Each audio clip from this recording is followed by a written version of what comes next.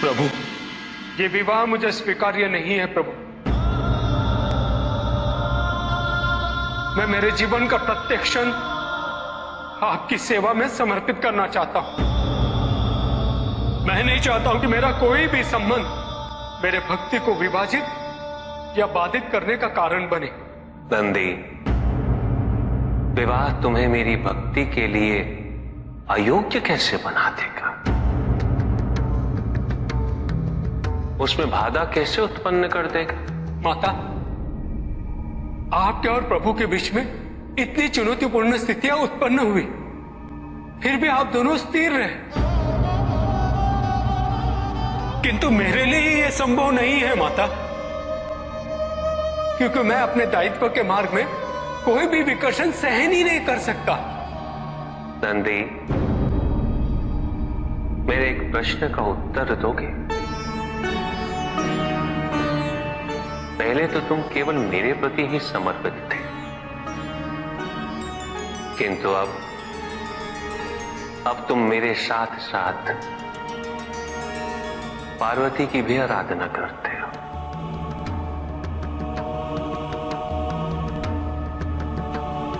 क्यों? प्रभु, माता आपके अर्धांगिनी है, आपकी पूरक, जिस प्रकार आप उनके पूरक हैं।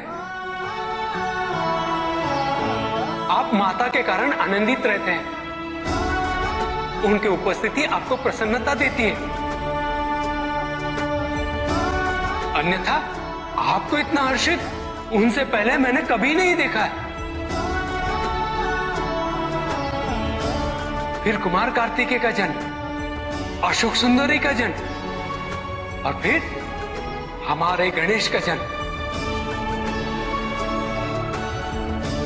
प्रभु, इस प्रकार मैंने कैलाश को पूर्ण होते हुए देखा है, और यह सब माता के कारण ही हुआ है।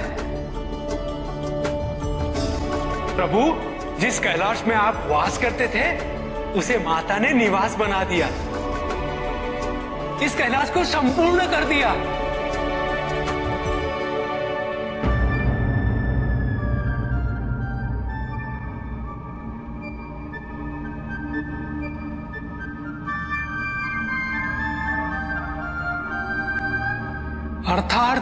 अर्थात व्यक्ति की पूर्णता हेतु विवाह आवश्यक है नंदी। जैसे स्वामी और हम एक दूसरे के पूरक हैं,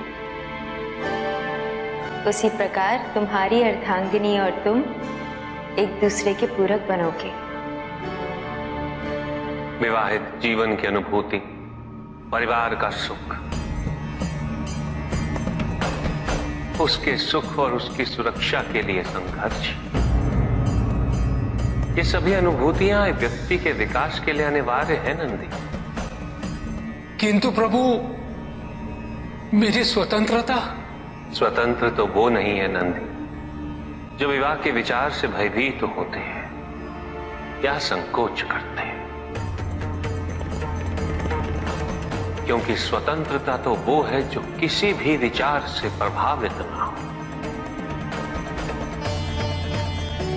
किसी भी सुख, किसी भी दुख से प्रभावित ना हो। और जो व्यक्ति इतना तटस्थ हो, जागरूक हो, उसकी स्वतंत्रता को तो विवाह से भी प्रभावित नहीं होना चाहिए। और फिर क्या गणेश, कार्तिकेय और अशोक सुंदर, ये सभी विवाह उपरांत परिवर्तित हो गए? क्या उनका विवाहित होना उनकी भक्ति और उनके समर्पण में बाधा बन गया नंदी? उनकी स्वतंत्रता में बाधा बन गया? क्या अपने माता पिता के प्रति उनका प्रेम और उनका सेवा भाव घट गया नंदी? फिर मेरे एक और पुत्र को ये चिंता क्यों?